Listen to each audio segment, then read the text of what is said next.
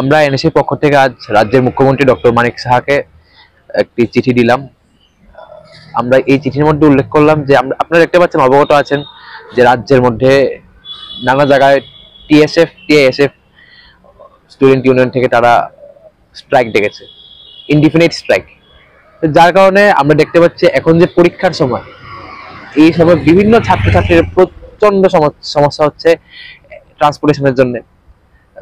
রাস্তায় আজ খবর দেখলাম ট্রাক আটকে আছে প্রায় 25 কিলোমিটার লম্বা রাস্তা জুড়ে।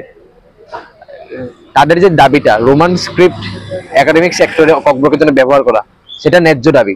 সেটা আমাদের কংগ্রেস দলের পক্ষ থেকে আমাদের বিধায়ক শ্রী সুদীপ রায় বর্মন, আমাদের পিসিসি সভাপতি শ্রী আশিস কুমার সাহাজি, তারা এর আগেও দাবিটি উত্থাপন করেছিল। কিন্তু দুঃখের বিষয় আমাদের রাজ্য সরকার এটিকে সিরিয়াসলি নেননি।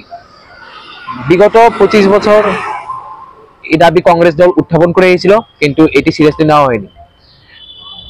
বিজেপি আমল 2018 থেকে 2024-25 চলছে, এই দাবি সিরিয়াসলি নেওয়া হয়নি। আজ আমি আমার চিঠিতে এটাই উল্লেখ করলাম যেন মুখ্যমন্ত্রী যত দ্রুত সম্ভব রোমান স্ক্রিপ্ট বা রোমান হরফে যে ককবরক লেখা, এটিকে একাডেমিক সেক্টরে ব্যবহারের জন্য অ্যাকসেপ্টেন্স দিক, ওদের দাবিকে বা আমাদের দাবি যেটাই হোক এটাকে অ্যাকসেপ্টেন্স দিক, এবং অ্যাটলিস্ট যাতে স্ট্রাইকটা ফেরত যাক, না হলে সমস্যা হচ্ছে ছাত্রছাত্রীদের বা জনগণের সমস্যা হচ্ছে।